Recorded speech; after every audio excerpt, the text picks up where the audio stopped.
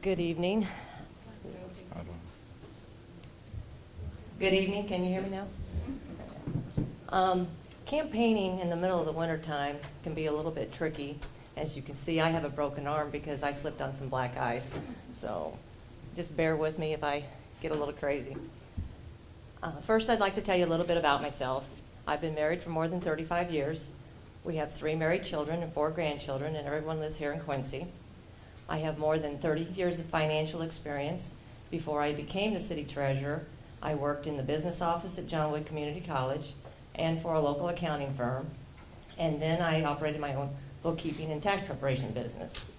I'm running for re-election as the city treasurer because I want to continue to serve the public in what I do best, and that's manage finances. The treasurer is responsible for tracking city funds, collecting all debt owed the city, investing the money responsibly, and reporting financial matters to the city. When I was first elected, I promised to provide modern professional investment and recording services.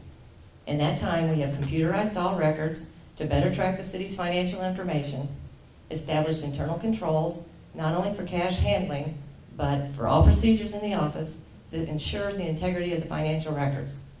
We've cross-trained the staff to be able to perform all duties in the office, and that includes me. We've taken advantage of banking technology by using online banking, direct deposit, automatic withdrawal, and check scanning. These are just some of the improvements that we've done in the office at little or no cost to the city. And if re-elected, I promise to continue to look for the most cost-efficient ways to do the job and serve the taxpayer.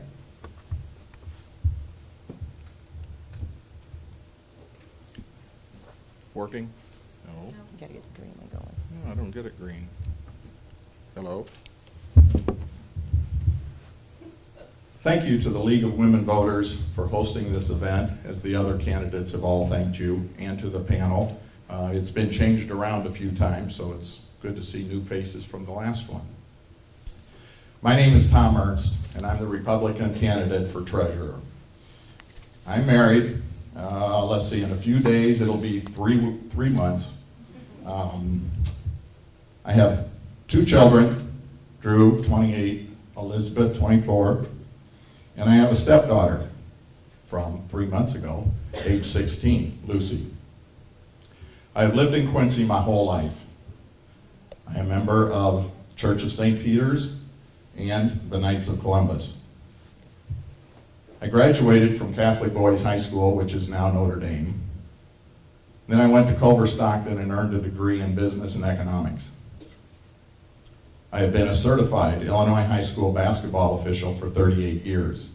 Just a little while ago, Peggy reminded me we needed my whistle to calm you people down. I am a current member of the Quincy Park District Board of Commissioners, which I have done for 14 years. My experience on the park board as president and as an involved member of this community serves me well to be the next treasurer of Quincy. The people of Quincy are ready for somebody that's got business experience, who's willing to call it like it is, and be a strong voice in the treasurer's office. Someone who will stand up for the taxpayers, be an independent watchdog, thus avoiding financial pitfalls. I am a person who will listen and fight for your concerns. I will work with both Republicans and Democrats to make Quincy a better place to live and work. I will be a progressive treasurer, not a reactive treasurer. Thank you, candidates. And the first question from the panelists will come from Dr. Borlas and goes first to Mr. Ernst. Mr. Ernst? Oh. Mr. Ernst? There we go, Mr. Ernst. Greetings. One of the things that I think that puzzles a lot of us sitting here and a lot of us in the community is we're not exactly sure what the options for action from the treasurer are. We don't really know what the treasurer does, or at least I don't know what the treasurer does. So as treasurer, what are your areas of discretion? What are you going to be able to change about the office? In a sense, what kind of challenges do you think you're going to confront, and how can you as treasurer respond to those challenges to improve the performance of this office? Good question, and as a newcomer, I guess the simple answer to that question is we need to be more progressive. We can't be reactive to things that are going on. There's a lot of things happening. I've proposed 2 of them, which I'm sure we'll get into question and answers, but I want to look into combining the treasurer and the comptroller. The treasurer's office takes in the money. That person is elected. The comptroller pays out the money, helps set up the budget, pays out the checks. That person is appointed. Seems to me that it should be just the opposite. That's not the way it's set up, but I think we need to look into combining those 2 offices. I also think we need to look into to more technology in the office. I don't think the technology has been ever presented to the City Council. I don't think it's been very progressive. And I think the Treasurer's office has been very passive and very, very reactionary to the citizens of Quincy. Well, first let me answer the portion that, what are the limitations of the office? It's a financial office, so the main goal is to perform the financial aspects. We don't have any vote in anything. The council decides how to spend that money, and the job of the treasurer is to make sure that that money is available when they want to spend it by managing the cash flow and tracking the investments and making sure that the investments are available when needed. I'm not quite sure what I've been reactionary to, but it's very limited powers of the office. We can make recommendations, but that doesn't mean that the council members are going to do what I recommend. As far as the technology, we've taken advantage of all technology that we can afford, and we're working on others. Okay, Mr. Hump, your question goes first to Peggy Krim. Many pension funds across the country suffered losses during the recession.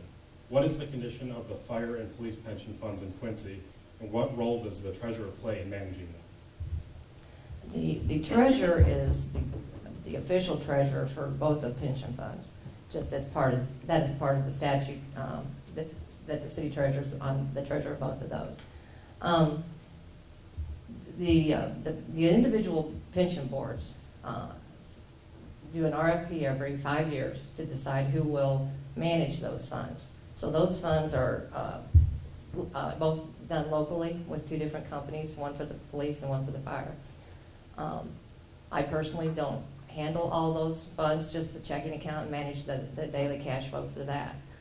I will say that both of our pension funds are in fairly good shape compared to most of the rest of the ones in the state.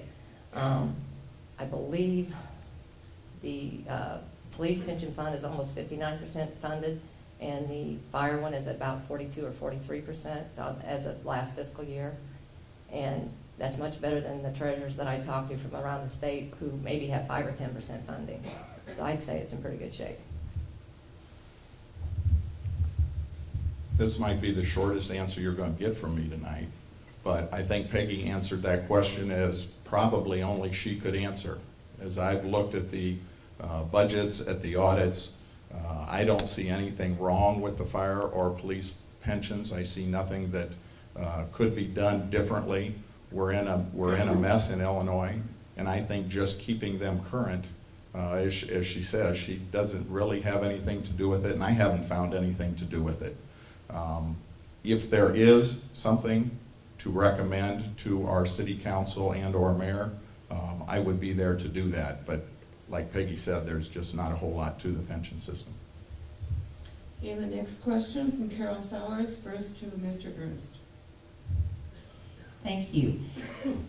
You alluded to this a little bit, so let's delve a little more deeply into this. Please explain the reasons that you either do or do not support the idea of combining the city treasurer's office and the city controller's office. I think that there's a easy way to do that and a difficult way. I mean, both in the same thing. We've got 2 people who are both doing financial things for the city. The treasurer is elected. They should have the majority of responsibility. They represent the city, the taxpayers. The comptroller is at the whim, if you will, of the mayor who appoints them. I think we can save approximately $70,000 by combining the two offices. Saying that, our current comptroller also is the director of purchasing, but that doesn't include the $70,000. She makes more than that for her other job. By combining, doing more, I think we'll be more efficient. We will cut down on more government, and I think the taxpayers will benefit from a person who does everything. There are checks and balances, as my opponent says, there are not if you do it that way. She'll bring up the city of Dixon. That's one case that somebody wasn't doing their job. She also stated in the newspaper just the other day, she has 14 watchdogs. It's the city council. That's absolutely correct. There's no reason one person couldn't do comptroller and treasurer. Well, I disagree with Tom on that. If you look at other governments around the country and around, even in Quincy and Adams County, the Adams County has a separate function of both. By eliminating both, one of those positions, you lose all the internal controls that ensure financial integrity. I'm not talking about just somebody stealing the money. You lose all the control to know that your financial reports are accurate. So you really do need the checks and balances. And if you rely on an elected official who may or may not understand accounting to do all of the work, then you're probably going to end up having to hire someone else to do your budgeting and those types of things. So I don't see that it's a good thing to do. And Dr. Borlas, your next question to Peggy Krim first. Well, one of the things that affect all of us, and I suspect this goes through your office, are property taxes, tax bills in general all go through the treasurer's office, right? You collect our taxes. No, I county. don't. That's Well, then accounting. never mind. In that case, let me go to my backup question, because, gee, I had a bunch on that one. We go to the backup question. Is in terms of office management and office administration, all right, you're responsible for maintaining a zero budget increase and maintaining your office in the most efficient possible manner. What's the hardest thing about doing that, and how would you improve on that, or could you improve on that? And of course, this, for Mr. Ernst, how would he improve upon that should he win the job? The zero budget increase is probably the hardest thing of that, because every time there are any kind of payroll increases or insurance increases or anything of that nature, then we need to cut something else from the budget. There's not much else to cut from our budget. We have a small travel budget, a small educational budget for conferences, and a very, very small budget for capital in my office. So you cut that and we can't even replace equipment. So that's probably the most difficult thing. I think we've worked well together in my office. The cross-training has really helped make sure that everything flows carefully and smoothly. If we have somebody that's out for an extended period of time, there's always somebody else in the office that knows how to do that job. So I think I answered all your questions. I think the budget in the treasurer's office is very lean. It's cut, as Peggy said, down pretty close to the bottom. But I think there's some innovative ways that maybe can save some money, and one of them is one of my proposals to make online payments easier for the taxpayer that's not currently there. If you'll recall, about a year ago, the city council all received iPads and 3G wireless and all of that stuff, and I don't remember how much it was going to cost, but some unbelievable amount. Why can't we spend, in Peggy's own words, $20,000 to computerize the office? Will it not save more money? That's something I think we need to look at. Those are things I think we need to look at in the office to see how we can become more trim and better serve the taxpayer. May I rebut that? Thank you. May I rebut that? May I say something else to that? Or not? Okay. Mr. Ernst, your question from Matt Hopp.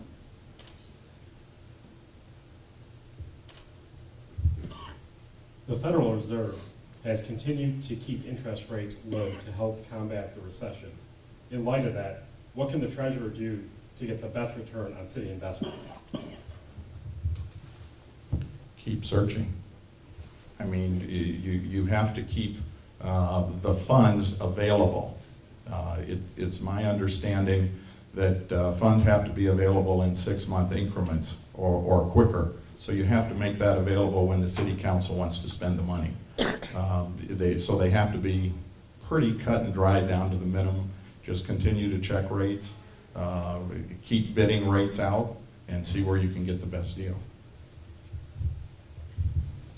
Well, that was one of the things that I implemented when I first started there and we were the first government office in Quincy to put the investments out for bid. We still continually do that. It's been kind of tough because the rates are so low, but the banks have been willing to work with us and give us some rates that beat the treasuries and those types of government rates right now. So we're not doing fantastic, but we're doing okay. And Carol Summers, your next question first to Peggy Krim, please. Thank you. This was mentioned just briefly, but I want to elaborate a little bit on it. Would you be in favor of charging city residents a fee, for instance, to expand online services in the treasurer's office, and why or why not? I personally don't like having any fees charged to the things. What we currently have now is called ePay, and it is through the state of Illinois, and there is a charge for that. That charge is not charged by the city, and it's not charged by the state. It is charged by the credit card companies. Because there is that fee on there, we have very little traffic to it. We get about 3 or 4 people a month who use it. That's one of the reasons that I am very hesitant to spend over $20,000 a year for, or $20,000 to purchase this software for the true online banking, and we don't know what the monthly charges or the yearly charges will be for that, for the upgrades. But we only have 4 water payments a year. So to spend that kind of money to benefit a few people that have asked for it 4 times a year just seems a little too much to me. My answer to that is no. I do not propose a fee for city taxpayers to use that. I think it's a roundabout way to give another tax, which we don't need. We're taxed to death now. I think we can look at ways to create that. Yes, it's only 4 times a year, but there are other places that people pay, parking fines, this, that, or the other thing, that they might enjoy paying online. But no, I do not propose charging a fee for that. Okay, at this time we'll go to audience questions. And the first question will go first to Mr. Ernst. If the state falls short or is late in its funding, how is the city planning to handle or manage short-term borrowing or its fees? Say that again, please. If the state falls short or is late in its funding, how is the city planning to handle or manage short-term borrowing or its fees? Kyle and John, I think that's a better question for you. That isn't anything that the treasurer's office is going to need to deal with. We bring in the money and invest it. We don't deal with what comes in from the state. Well, we do, but we don't have any investment options available to us other than what we're using now. So if they fall behind, that's part of what the city council is going to have to deal with. I agree with Mr. Ernst in the fact that that's probably a better question for the mayor candidates, but I can tell you this, by the way that we've managed our cash flow and our investments, we're already basically doing some of that same type of thing. Currently, the state is behind 4 months on our income tax, which totals about $700,000 or $800,000. That's money that we could have in the bank right now, but it's not so much an urgent need because of the way we manage the cash flow, and we have investments coming due either every week or every other week so that we always have cash available. Okay, and this question first to Peggy Krim. Can you suggest any way in which Quincy's home rule status in taxation could be used to improve schools, infrastructure, or any other project with a specific short-term need? Well, I believe that's another question for the mayor candidates. you know, may be able to make some type of suggestions, but I really think that's something that either the council or the mayors would have to decide what would be the best way to use our own home rule sales taxes. Maybe we should combine the treasurer, the comptroller, the mayor, and the city council all in one spot. I don't know how to answer that question because I don't think it applies to us. Okay, the next question first to Mr. Ernst. How often would you review the city's auditing firm or rebid this service?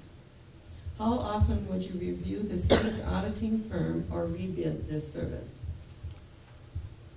Well, I think that the service for auditing is pretty much bid out as it is. And I think that the city council, as Peggy has said over and over, they have 14 watchdogs to look out over what goes on in the city government, from the comptroller to the treasurer. I think that the treasurer and the comptroller take care of that issue with the audit and with the budget, and I think that we just need to be on top of it, look into it, and make sure that the city council and the mayor do their job at paying attention to it. Currently, I believe the auditing firm we have now is on a 3-year contract, and it is put out for bid every 3 to 4 years based on the proposals that come in. But yes, that is the council and the purchasing director and their position more than the treasurer's office. And this question first to Peggy Krim. Are local banks all equally used for holding city funds? Has there or should there be a review of how well current local banks have served the city treasury? Well, currently we do have money in every city bank in town and a few out in the county. I'm not quite sure. Can you read that second part of that question again? I'll read the whole thing. Are local banks all equally used for holding city funds?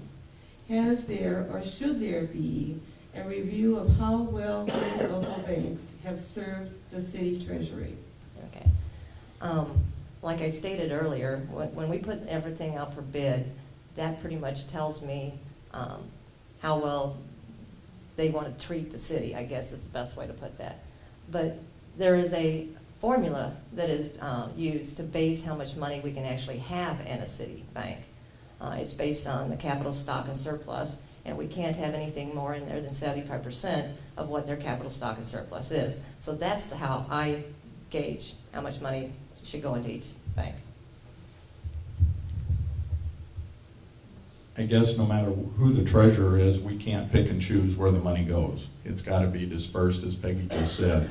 So I think by the bidding process, that eliminates the banks and institutions that shouldn't be holding our money. I think that's a self-regulatory process right in there in itself. Okay, and this question first to Mr. Ernst. What is your professional training? Do you hold a specific degree or have you had specific training? I assume for the treasurer's office. No, I have not had any specific training. However, I've been a small business owner for 35 years in the insurance business, in the financial markets. I've done numerous things. I've run a travel agency.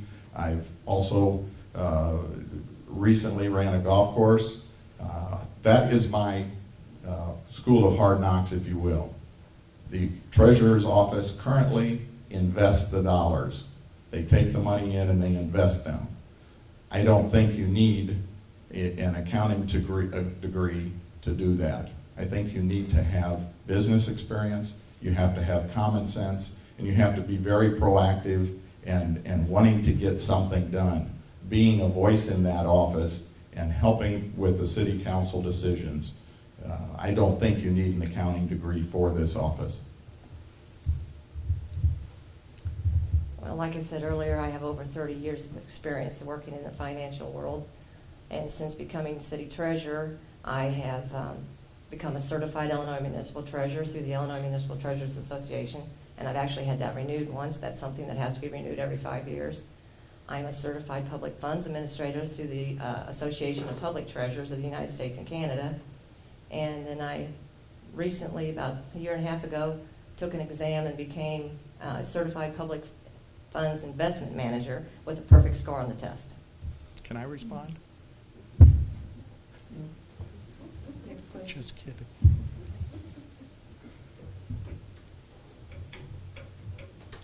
Okay, and the final question, which would go first to Mr. Ernst, or did you? I just did first, but that doesn't matter. Okay, Peggy Krim, excuse me. How do financial procedures, including software used, compare to cities of comparable size? How are these changes, how are there changes that could be made to allocate citizens more, allow citizens more transparency? Sorry about that. Joe. Okay. We use a very large and complicated accounting system. It's all based on fund accounting, which means each different fund has its own accounting set of books with it. I don't know that there's any other software out there available that would actually give you reports that you could see, to see, like, say, a balance sheet or something like that. But we do put several reports out on our website to let everybody know what we're doing. I provide monthly reports to the council for a couple of different types of things, letting them know what the checkbook balances are and that type of thing. So I'm not sure that there's really any software out there that could truly make us transparent, but we do our best to try. Not being privy to being able to be inside the treasurer's office, I don't know what type of software they use. I'm sure that whatever it is that they're using is very adequate. However, once I get in the treasurer's office, I would like to look into it, see for myself what might happen, and then go from there. But at this current time, I don't even know what type of software they use. Well, that concludes our audience questions, so we'll have 2-minute closing statements from our candidates. And Mr. Ernst, would you start first, please? Thank you. Again, thank you to the League of Women Voters and the panel and the news media that's here to cover this. In 12 years, my opponent has not proposed a single thing to the City Council. The few things she is proudest of, and I quote from the Tea Party meeting March 5th, buying a printer to print receipts, cross-trained the office. They are now able to scan checks into the system. I have already proposed 2 new ideas. Looking into combining the comptroller and the treasurer's office, and also making it more convenient to pay bills online. As I have said, I want to be an independent watchdog for the taxpayers. The treasurer is an elected position and should be accountable to the people who elect them. The City of Quincy has spent over $5 million on hydro. Where was Peggy in this process? She was part of the committee. Did she speak up as treasurer of the city, or did she sit back and let others decide the outcome? I was asked if I would stand up for something I believed in, even if the mayor and or city council disagreed or were going a different direction. What stance would I take? It was very easy. I would absolutely speak my mind to the city council or the mayor. Everybody has opinions. Everybody should be held accountable, and I will be that person to hold people accountable in the treasurer's office. That's what a treasurer should do. I'd just like to mention that the degrees that Peggy stated were degrees she got while she was in office. She did not have them when she came into office. That's the position I'm in currently. My thanks again to the League of Women Voters. It's been 12 years, and there hasn't been much progress in the treasurer's office. I think the time has come to change the leadership and the way we view the role of the treasurer of the city council. I would appreciate your vote on April 9th. Thank you. I too would like to thank the League of Women Voters and the panelists and the news media and everybody out here watching and listening at home. I also want to thank Tom for joining me here tonight. The Treasurer's Office is not a political or policy-making office. It's a financial office. It's the most bipartisan office in the city. It's not Republican money. It's not Democratic money. It's the taxpayer money. It's our responsibility to collect, invest, and protect that money with sound recording and investment practices. The treasurer is a financial information manager. It is best suited for someone with accounting, bookkeeping, and investment skills. I believe the treasurer's office provides modern professional investment and recording services. With the help of the staff and an attentive city council, a great deal has been accomplished. Through the use of technology and cross-training, we have enhanced the financial capabilities of the office. Today, the treasurer's office handles more duties and serves more services than it ever has before. There is still more to be done, as there always is. Our goal is to continually look at technology for ways to allow us to do our jobs more effectively. I believe I have proven myself as a skilled financial and record keeper, and I hope that I've earned your trust and respect and your support for another term as treasurer. Thank you. Thank you to the candidates. And this concludes our forum this evening. Thank you to the candidates and to the panelists for joining us. And I'd like to remind you that Election Day is on April 9th, and early voting starts on March 25th and runs through April 6th. Thank you all for coming. Good evening. How's your hand? It's all